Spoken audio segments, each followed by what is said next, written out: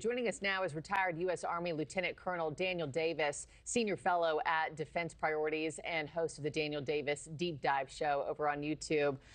Good morning to you, sir. So the current deal on the table is this. Hamas, you released 10 hostages in exchange for a path to peace. Is that any different from, offers we've seen on the table before? And if not, why would Hamas say yes to that? No, I mean, it's fundamentally no different than what happened before. And, your correspondent or the person you interviewed showed on the screen a while ago said that, Hamas is being hard-headed, et cetera.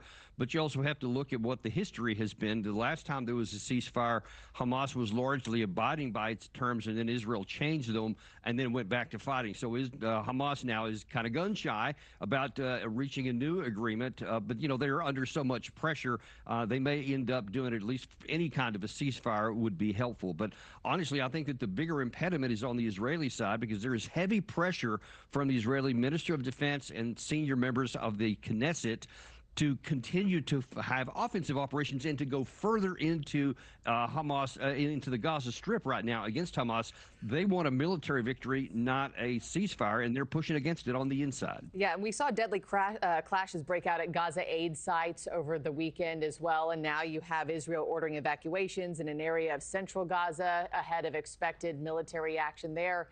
How does continued chaos impact the fate of those hostages and the likelihood of bringing them back home in this deal? Yeah, listen, that's been one of the most anguishing parts for so many people that have been protesting, the family members, for the better part of 2 years now inside of Israel. And you showed that a second ago, and certainly from many parts of the world. And honestly, I think a deal could have been struck by Israel. They would have had to have more generous terms than they wanted. But the fact is, they could have done it because, look, even if you gave a lot of prisoners for each one of them, 100 to 1 even, 500 to 1, whatever the number is, you could have gotten all those hostages out if you made the deal sweet enough, and then they're not going anywhere. Whatever they put back in will stay inside the Gaza Strip. So it gets to the question, does Israel actually want all these hostages back? And believe me, there are many in Israel who believe that they are dragging their feet, and that's why they're angry at the Netanyahu government. Yeah, and Colonel, we just played that sound off the top with our correspondent Brooke there from Adam Bowler, who's the U.S. Special Envoy for Hostage Affairs. He says he's optimistic. He says, hey, we've got the A team negotiating this.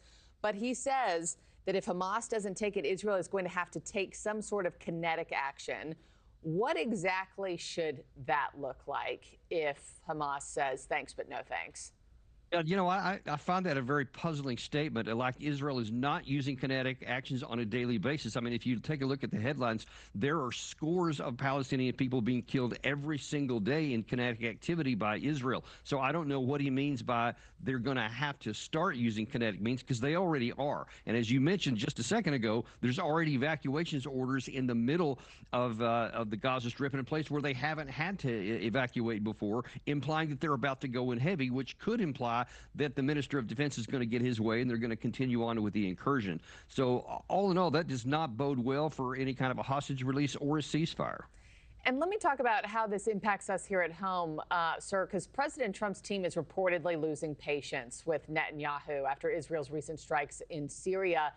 You had one White House official telling Axios, they said, quote, Bibi acted like a madman. He bombs everything all the time. This could undermine what Trump is trying to do.